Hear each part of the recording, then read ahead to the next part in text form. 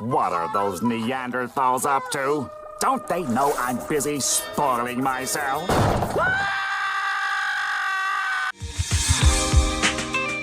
Alright, first, for the ride line, it doesn't matter what the starter is. Next, we're playing Grade 1 Willista. She allows you to find any of your gem cards in your deck to be able to use it on your turn 2 or your Grade 2 turn. And she puts a card from hand into soul, which it's pretty okay in this deck to be able to search it. I'll explain the reason why. Next, we're playing Grade 2 Willista.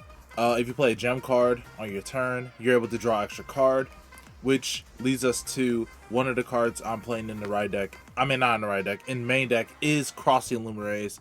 This basically allows you to play a viable Willista Vanguard. You're able to draw a card and give your Vanguard 5k. So on your Grade 2 turn, you're able to draw 2 cards instead of just 1 card. And finally, the reason why your vanillas are of value is from Flush Blush Froselia. So she has a couple abilities, which I will explain. The first one is you cannot call units with the continuous act or auto ability, and it cannot be called to guard circle as well. However, her other skills allows you to benefit from having, all vanillas in your deck mostly. All your units on your guard circle get shield plus 5,000. If you play the order this turn, all of your front row units get plus 5,000 power. So this also works with blitz orders. So you're able to play a blitz order and your Vanguard become 18k, while your rear guards in the front row will gain an extra 5k, meaning your Grade 2s could be 15k power and 50k intercepts. And also on your turn, your Vanguard's always 18k if you play the order. So her act is, once a turn, Soul Boss 1 and Energy Boss 2. Look at the top 7 cards of your deck. Choose up to 2 units from among them and call in a rear circle. Choose up to 1 order card from among them. Reveal it and put it to your hand and shuffle your deck. This allows you to compress your deck massively, taking out at least 3 cards or none at, if they're all triggers and you didn't hit any order units. It's a very good to be able to plus to your field while having to expend cards in your hand. And lastly, her auto ability is, when this unit attacks, choose one of your rear guards and stand it. If your drop has 5 or more orders with different names, choose up to 2 of your rear guards instead of 1. So there's a specific reason why in this deck we are playing Crossing Luminaries, and this is a mandatory card. By the rulings of how this order is named, this counts as 3 different cards because it counts as Crossing Luminaries, True Hearted Ruby, and Everlasting Sapphire. So when you Soul Blast it for Forensics effect, it counts as 3. So as long as you discard 2 orders, or you play 1 order on that turn and discard another one for a ride deck, you're able to essentially get your 5 cards that you need with different names in your drop zone to be able to stand 2 units instead of 1, which is a really good boon in this deck. So this is just a ride deck. I haven't experimented anything else because of how demanding Crossing Luminaries is, and you need to be on Grade 2 Willista to do that. So that's it for the ride deck. Now on to the main deck. Let me get the boring cards out of the way. These do not really matter, but they're very important. First, we're running 4 heal triggers. The heals are very nice in this deck because they're now 20k shield, which is very massive once you hit Grade 3. Next, we're playing 6 critical triggers. These are now, again, 20k shields when you hit Grade 3 and Flush Blush. And just having more crits in the deck helps a lot. I was testing with 8, but I figured I needed a little bit more hand advantage since most of the cards that you commit or guard with are high value shield, and those are your units to attack with. So right now I'm only playing 8. Then I'm playing 5 draw. 5 of the vanilla draws, and everything in this deck has to be like mostly vanillas or just orders, because these get extra 5k shield, so they're now 10k shield. So drawing 1 early doesn't really hinder you as much, and they're very good in the mid game and the late game to be able to draw more shield, as well as just being a continuous 10k shield once you're on the Grade 3. So this is one of the cards I've been testing with the most, just draws. I was testing with fronts, but I didn't have enough hand advantage. Lastly, I'm playing the Lyrical Overtrigger for now, just because if you check it early, all your units get 10,000 power, and that really helps. This deck needs all the power it can get because their vanillas don't have any abilities. So, as well as if you guard with the Overtrigger, there's no continuous act or auto effects on this unit, on this card, sorry, and it adds additional 5k shield, which is funny. It could be a 55k shield if you draw it into your hand. So in some cases where, you know, if your opponent didn't check it and they have a high power lane, you can call this to guard it and get an extra 5k shield. Next, not the most important part of the deck, we are playing 8 vanilla grade 1s. It doesn't matter which grade 1s you play. It just has to be, you know, without any skills on them. Or maybe in the future they'll print skills, but, you know, it won't have add to continuous or auto. But these are obviously 10k shield. But these are also very important because since you can call them, sometimes you can't return them back to your hand for shield.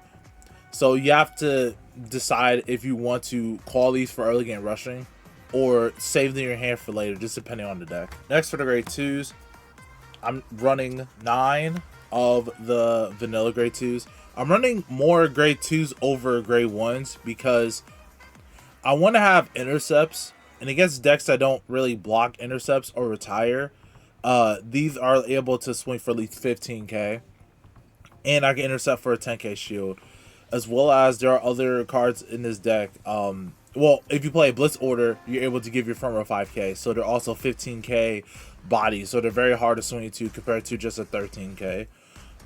So that's why I'm playing just 9 of the grade 2s, because these are your only attackers. I have tried playing the vanilla grade 3s, but that has not been working out for me. They don't provide much shield. They're only 5k shield in your hand, and in the front row, might as well just have a grade 2 instead to be able to intercept with it later. Lastly, the grade 3s. I'm just playing 4 of the promo, obviously. I have not obtained these, so these are just proxied. As well as since set 3 is almost on the way, there is one card in this deck is proxied because it's not out yet, but this is also a good opportunity for you to try this if you do get this promo and one of the cards in the set you can play with this. So I'm only playing 3 of this, obviously, just because of the Persona Right aspect. Now for the fun part of the deck. We're going over the orders because we're playing a lot of them, and these are your only, like, really way to either push for game or to defend yourself, since we cannot call sentinels. So first, we're going to go over the blitz orders of the deck. First, I'm playing 1 Elemental Sanctitude. This one, it just depends on which meta that you're going against. If you're playing a lot of stride decks or decks that generate a different crest, then you play this one. If not, a lot of grade 4 decks, then you can play the other one. It really doesn't matter which one. The next card that is in set 3 is Twin Cast. So Twin Cast, when you choose one of your units being attacked, and it gets 10,000 power to the end of that battle, so it acts as a 10k shield. But in Drop Zone, you can remove this card from game and choose your Vanguard, and it gets 5,000 power for each grade of that unit being attacked. So if you are being attacked by a grade 2, it will get 10,000 shield, and if it's attacked by a grade 3, it will get 15,000 power. Sorry.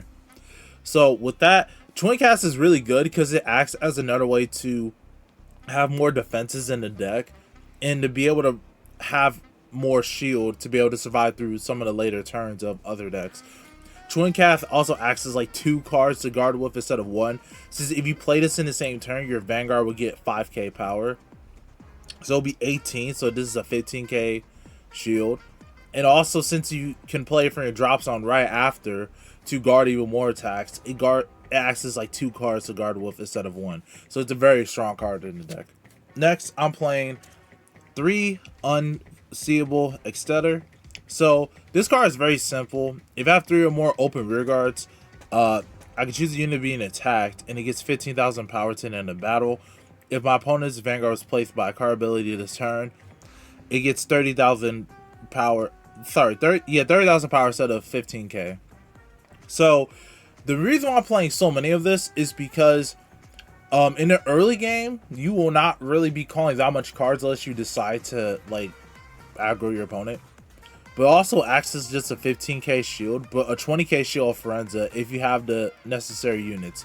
Now there are a lot of decks that will like to just remove your rear guards or have easy ways of just removing it.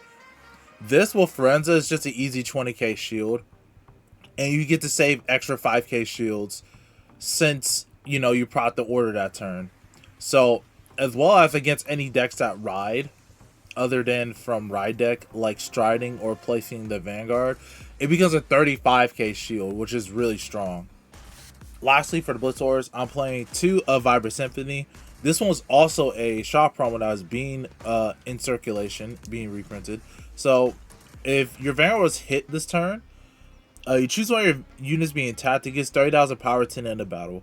So I would like to play 3 of this, but there are many cases where I'll be pushed to early damage before my grade 3 turn. I only have one opportunity of using it.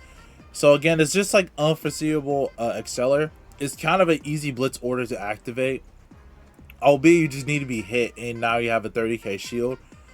Although it's just receiving that damage, it's very demanding of you to manage your damage and not to be KO'd so quickly.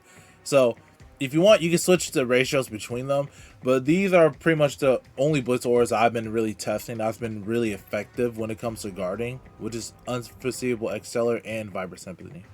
Now on to the orders of the deck. First, I'm playing 2 of Pretty Demon Cord. So I know I've said this a lot of times at the channel, but Pretty Demon Cord, you're able to choose one of your rear guards. At the end of turn, you can return it to your hand. You can choose a card from your hand, discard it, and return this card to your hand. So Pretty Demon Cord is really good in this deck, especially if you have an early game you want to discard extra orders that you don't really need, or extra blitz that you don't really need. You would discard some vanillas early game just to get back like a grade 2 or an opponent grade 1, just to have more shield when you ride a grade 3. It's also one of the only orders that you can really use every turn as long as you have the hand, because you playing the order gives your front row 5k power, and it's very important for you to activate an order every single turn for that effect. Now it could be anti-synergistic if you don't really have the necessary amount of cards in your drop zone for Froselia to be able to reset too, but it's a very good card to be able to return your grade 1s, which are 10k shield in the deck, which there are many times where if I didn't use Pretty Demon Cord, I would not have enough cards to be able to survive my opponent's turn just because I bounced back the grade 1 in the back row. So that's why I'm playing 2 of it in the deck. Next, I'm playing 1 of Harmonious Offshot. So you can play this with Entry Boss 2, and you can choose 3 of your rear guards with different card names, and they get 5,000 power to the end of turn. This is just a smaller version of a super aesthetic shot, which it doesn't cost counterblast, and you only choose 3 of your rear guards. I think this is a fine card if you want to use it early game as well, and if you just don't have the resources to be able to use Harmonious Offshot, super aesthetic shot, to be able to push numbers. So if you are more of a fan of this, which I might start switching to, you can. However, you still need 3 different rear guards, and it's a lot cheaper to activate, and you can activate it earlier in the game. So I'm only playing 1 for now, but this might easily switch out for more copies in the future. Lastly, for the orders, I'm playing Super Aesthetic Shot. So by paying a counter boss of 1, the player, get all of your rear guards, get plus 5,000 power to the end of turn. So this is really strong on your Persona Ride turns, because not only is your front row not hitting like 25k by itself if you have the grade 2s, but now they're hitting 30k by themselves, and you can restand them or a column back to swing even higher numbers.